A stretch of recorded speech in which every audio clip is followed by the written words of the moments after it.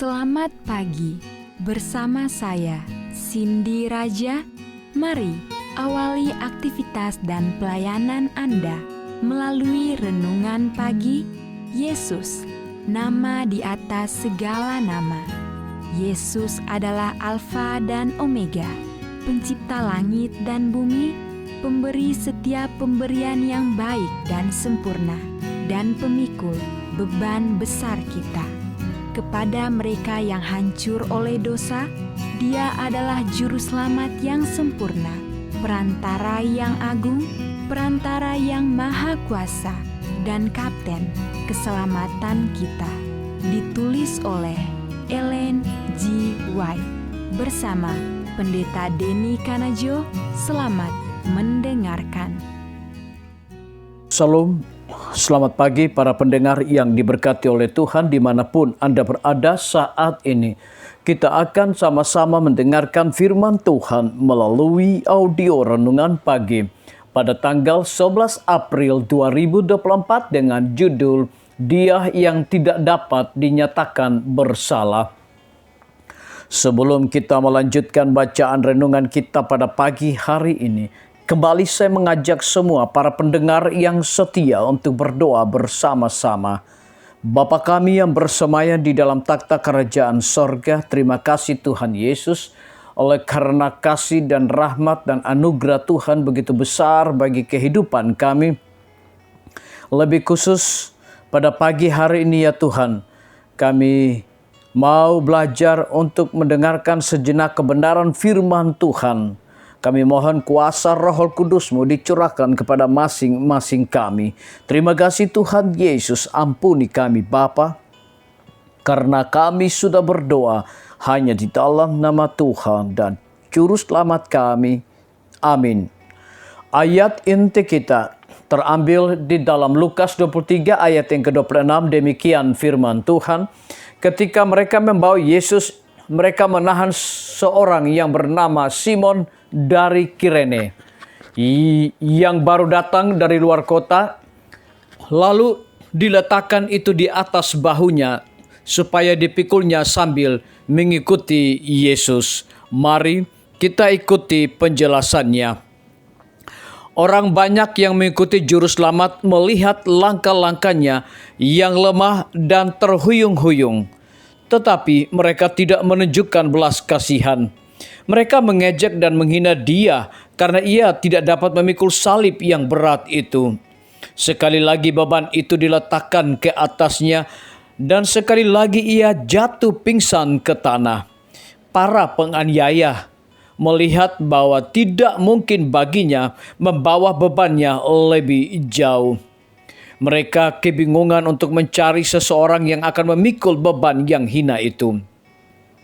Orang Yahudi sendiri tidak dapat melakukannya, karena kecemaran itu akan menghalangi mereka untuk mengadakan Paskah. Malah tidak seorang pun dari orang banyak itu yang mengikuti Dia mau membungkuk untuk menanggung salib itu. Pada saat ini seorang asing, Simon orang Kirene, yang datang dari luar kota, bertemu dengan rombongan itu. Ia mendengar ejekan dan kata-kata kotor dari orang banyak. Ia mendengar perkataan yang diulang dengan penuh penghinaan. Bukalah jalan bagi raja orang Yahudi. Ia berhenti keheran-heranan melihat peristiwa itu. Ketika ia mengungkapkan belas kasihannya, mereka menangkap dia dan meletakkan salib di bahunya. Simon telah mendengar tentang Yesus. Anak-anaknya laki-laki adalah orang-orang yang percaya akan Juru Selamat, tetapi ia sendiri bukannya seorang murid. Menanggung salib ke Golgota merupakan suatu bakat bagi Simon, dan sejak waktu itu ia berterima kasih karena bimbingan ilahi ini. Hal itu menuntun dia untuk menanggung salib Kristus atas pilihannya sendiri dan senantiasa berdiri dengan gembira di bawah bebannya. Bukan sedikit wanita yang ada dalam rombongan orang banyak yang mengikuti Dia yang tidak dapat dinyatakan bersalah itu menuju kepada kematiannya yang kejam. Perhatian mereka tertuju pada Yesus. Beberapa hari mereka sudah pernah melihat Dia.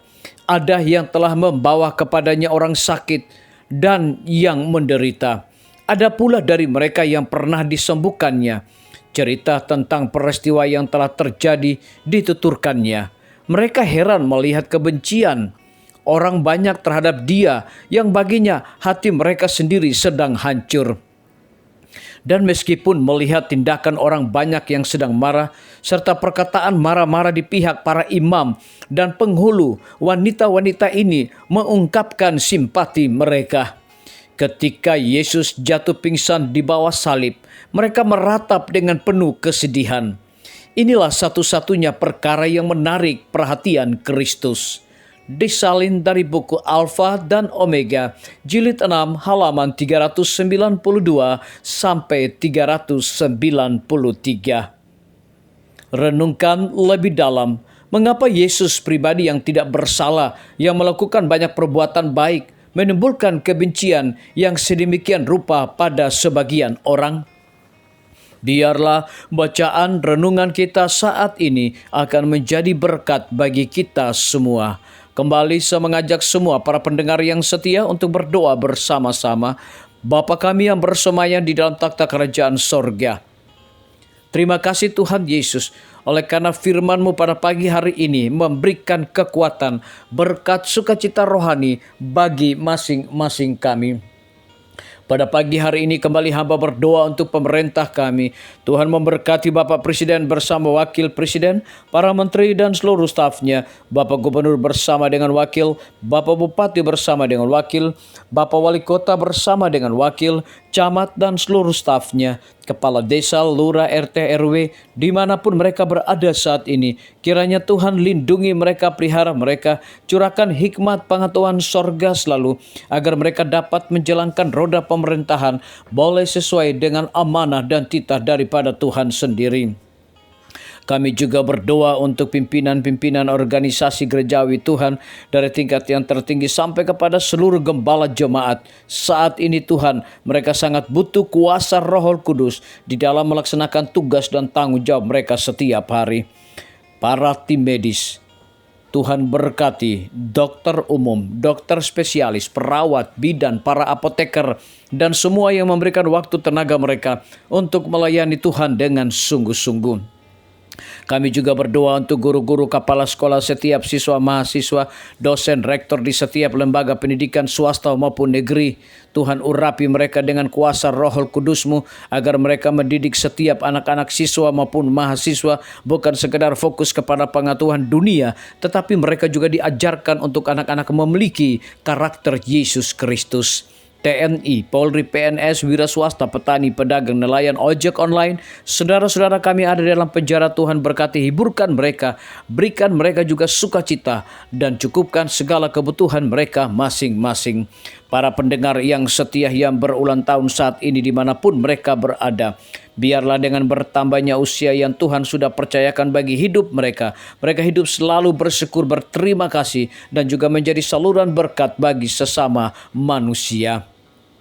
Yang berada di dalam kebimbangan ketidakpastian hidup, Tuhan juga berikan iman yang teguh untuk mereka percaya akan janji Tuhan di dalam hidup mereka setiap hari. Terima kasih Tuhan Yesus, dengarlah doa dan permohonan kami Bapa, dan mau mengampuni segala dosa kami, karena kami sudah berdoa hanya di dalam nama Tuhan dan Juru Selamat kami. Amin. Demikian firman Tuhan yang telah kita dengarkan. Semoga hari ini menjadi berkat bagi kita semua. Sampai jumpa, Tuhan memberkati.